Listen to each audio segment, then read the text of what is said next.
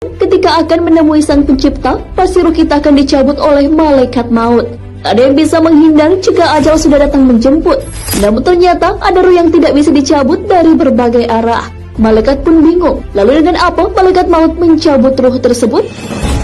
Kisah tentang kebingungan malaikat maut karena tak bisa mencabut nyawa diabadikan dalam kitab Daqaiq Al-Akbar, karya Imam Abdurrahim bin Ahmad Al-Qadi. Pernahkah kamu membayangkan jika ruh yang akan dicabut nyawanya oleh malaikat maut melakukan protes? Ya, ini pernah terjadi. Allah Subhanahu wa Ta'ala memberitahu malaikat maut untuk membawa hambanya kembali dengan mengambil ruhnya. Malaikat maut hendak mengambil ruh si fulan. Beragam cara dicoba untuk mengambil ruh tersebut. Malaikat maut mencoba mengambil ruh dari mulut jasad tersebut, namun tak bisa. Mulut fulan sedang berzikir kepada Allah Subhanahu wa Ta'ala. Lisan pun berkata bahwa malaikat maut tak punya jalan untuk mengambil ruh tersebut dari lisan, karena ia senantiasa berzikir menyebut nama Allah Subhanahu wa Ta'ala. Karena tak berhasil, malaikat maut pun kembali menghadap Allah dan mengadukan apa yang sedang dialaminya. Allah pun menanggapi keluhan tersebut dengan menyuruh mengambil dari sisi yang lain. Malaikat maut pun turun dan mencoba mencabut nyawa dari arah tangan fulan, namun sayang sekali tak bisa juga. Ternyata tangan si fulan sering digunakan untuk bersedekah, mengelus-elus kepala anak yatim, dan menulis yang baik-baik. Tangan tersebut berkata, bukan dari arahku, engkau mengambil ruhku. Lagi-lagi malaikat maut menghadap Allah Subhanahu wa Ta'ala dan mengadukan hal yang dialaminya. Ia mengatakan sama persis dengan yang dikatakan oleh tangan fulan. Allah pun kembali bertitah untuk mengambil dari sisi yang lain. Kali ini sisi yang dipakai adalah kaki. Namun kaki si fulan berkata, aku meringankan langkah untuk sholat berjamaah, melaksanakan sholat 2 hari raya, dan aku tak kenal lelah melangkah menuju majelis taklim. Aku bukan arah untuk menarik ruh itu. Malaikat maut pun kembali menghadap Allah dan lagi-lagi ia diperintahkan untuk mengambil ruh tersebut dari sisi yang lain. Kali ini dari sisi manakah malaikat maut akan mencabut ruh tersebut?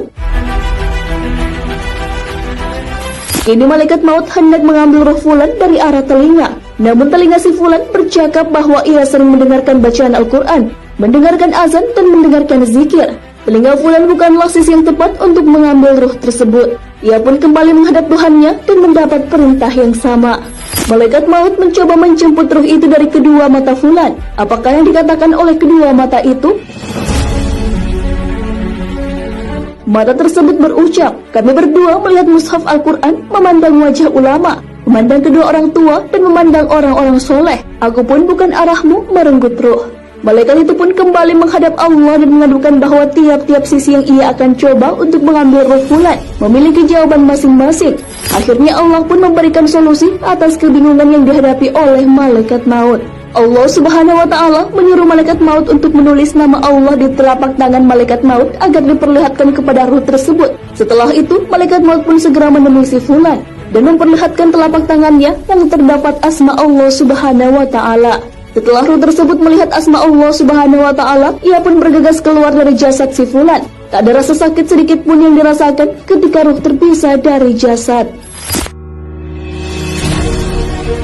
Sahabat beriman, itulah kebingungan yang dihadapi oleh malaikat maut karena mencoba mencabut nyawa dari banyak sisi. Namun ia tak kunjung bisa mencabutnya karena setiap sisi punya jawabannya masing-masing. Proses dicabutnya nyawa tidak selamanya sama dengan fulan tersebut. Namun ada kalanya malaikat mencabut nyawa dengan menyakitkan. Hal ini sesuai firman Allah Subhanahu wa Ta'ala. Alangkah dahsyatnya sekiranya kamu melihat di waktu orang-orang yang zalim berada dalam tekanan-tekanan sakratul maut, sedang para malaikat memukul dengan tangannya sambil berkata, keluarkan nyawamu. Di hari ini kamu dibalas dengan siksaan yang sangat menghinakan, karena kamu selalu mengatakan terhadap Allah perkataan yang tidak benar, dan karena kamu selalu menyombongkan diri terhadap ayat-ayatnya.